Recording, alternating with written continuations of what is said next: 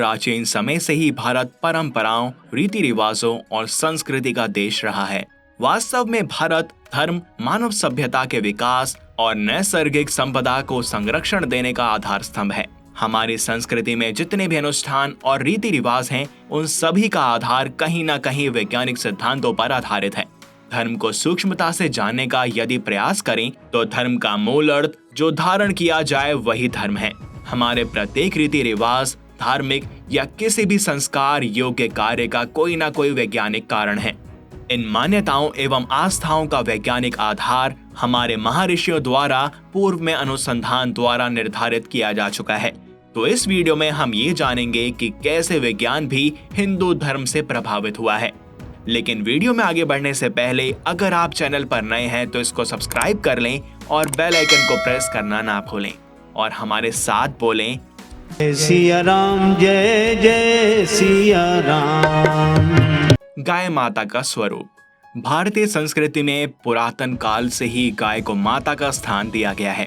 गौमूत्र, दूध व गोबर को पवित्र और शुद्ध माना जाता है। गाय के दूध, गोबर और गौमूत्र को अनेक असाध्य रोगों के चिकित्सा कार्यों में औषधि के रूप में प्रयोग किया जाता है। आज इसकी पुष्टि वैज्ञानिकों ने भी कर दी है कि गाय के दूध में प्रोटीन एवं अनेक विटामिन अन्य दूध के अपेक्षा अधिक होते हैं। इस दूध में यकृत एवं प्लीहा के रोगों को दूर करने की क्षमता सामान्य से अधिक रहती है। इसी प्रकार हर शुभ कार्य का प्रारंभ गोबर लीपने से प्रारंभ होता है। वैज्ञानिकों ने माना कि गोबर में कीटाणुनाशक फास्फोरस तत्वों की अधिकता है। इसी क्रम में गाय से प्राप्त पांचों सार अर्थात दूध, घृत, दही, गौमूत्र और गोबर के सम्मिश्रण पंचद्रव्यों को अमृत रूप में सनातन मान्यता प्रचलित है। पीपल के वृक्ष की पूजा। ज्योतिष शास्त्र और हिंदू धर्म में पीपल के पेड़ की पूजा का विधि विधान है। पीपल के वृक्ष के बारे में वैज्ञानिक अनुसंधान यह कहते हैं कि यह एकमात्र वृक्ष है जो दिन और रात दोनों समय में ऑक्सीजन का विसर्जन करता है। यह वातावरण यानी एटमॉस्फेयर को शुद्ध करने का कार्य करता है। आयुर्वेद में भी पीपल के पत्ते, छाल एवं फल सभी रोगनाशक बताए गए हैं। पीपल के वृक्ष का प्रत्येक भाग किसी न किसी रूप में प्रयोग होता है। ज्योतिष शास्त्र के अनुसार पीपल के पेड़ की पूजा उपासना से शनि जनित दोषों का शमन होता है। लाल किताब के अनेक टोटकों में भी पीपल के पेड़ का प्रयोग किया जाता है। तुलसी का पौधा। भारतीय संस्कृति में तुलसी के पौधे का बहुत महत्व है और इसे बहुत पवित्र माना जाता है। यही कारण है कि इसे घर के आंगन में स्थान दिया गया है। इसके पौराणिक महत्व और औषधीय महत्व को देखते हुए इसे देवी का दर्जा दिया गया है। देवताओं को अर्पित भोग प्रसाद बिना तुलसी पत्र के नहीं चढ़ता।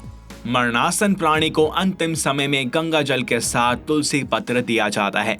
तुलसी का पौधा एक दिव्य औषधीय पौधा है। इसमें असाध्य एवं संक्रामक बीमारियों को रोकने की क्षमता है। तुलसी की मंजरियों की विशेष खुशबू से विषधर सांप नहीं आते।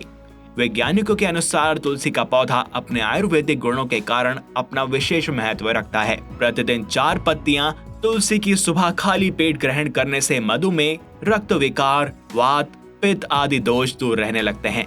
माता तुलसी के समीप आसन लगाकर यदि प्रतिदिन कुछ समय बैठा जाए तो श्वास के रोग, अस्थमा आदि से जल्दी छुटकारा मिलता है।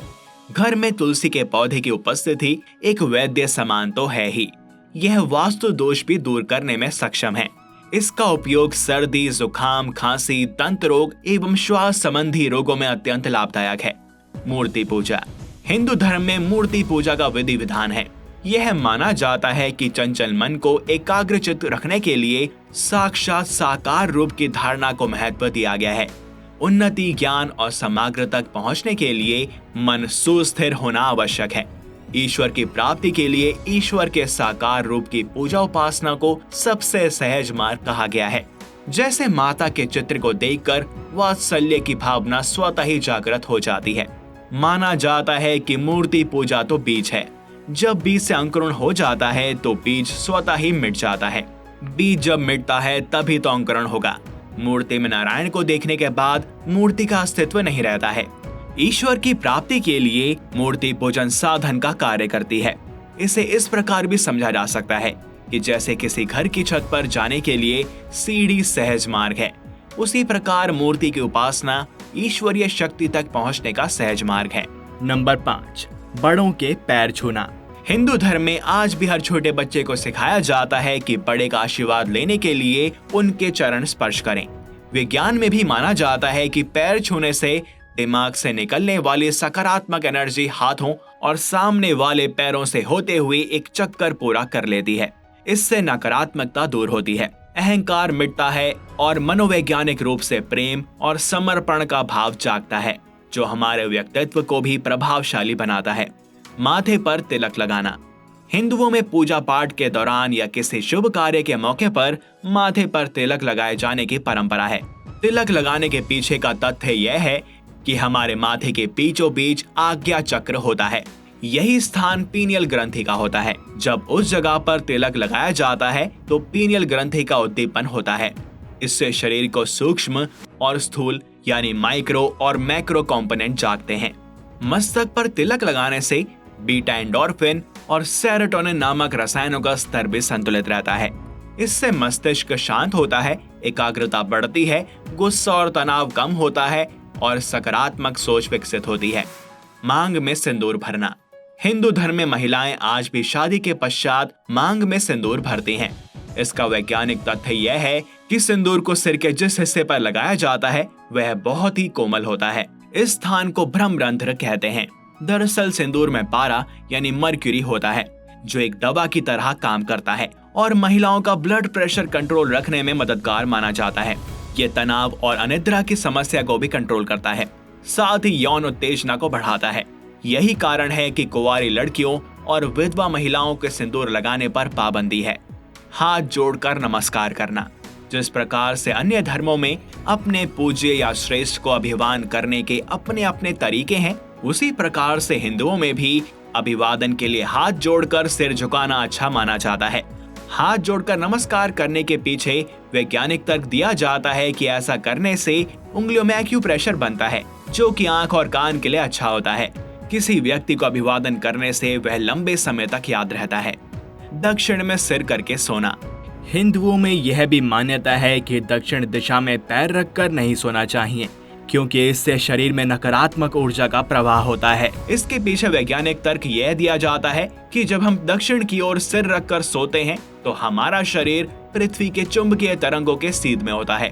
इसके विपरीत सोने पर मानसिक परेशानियां बढ़ती हैं। सिर पर चोटी रखना। हिंदू यदि चोटी रखे मिलता है तो लोग पंडित समझते हैं या फिर अंधविश्वासी मानते हैं। कुछ लोग इसे फैशन मानते हैं, लेकिन इसके पीछे तर्क ये है कि चोटी दिमाग को एकाग्र और स्थिर रखने में मदद करती है। कहा जाता है कि चोटी रखने वालों को गुस्सा भी कम आता है। हिंदू धर्म में परंपराओं को दृढ़ता से मानने वाले और धार्मिक अनुष्ठानों में भरोसा रखने वालों को अंधविश्वासी कहा जाता है, लेकिन अभी भी अधिकांश लोग ऐसे हैं जो हर मान्यता और अनुष्ठान को जीवन के अलंकार की तरह मानते हैं। और जब हमारे वेद पुराण ही विज्ञान का आधार हैं, तो सोचिए धर्म में कितनी शक्ति होगी। तो हमारे साथ एक बार पुनः बोलें, जय सिया राम, जय जय सिया राम। इस वीडियो में केवल इतना ही। यदि आपको यह पसंद आई हो तो इसे लाइक करें, चैनल को सब्सक्राइब करें और बेल आइकन को प्रेस करना ना भूलें। मिलते हैं आपसे अगली वीडियो में और भी अद्भुत विषयों के साथ। तब तक के लिए हरिओम।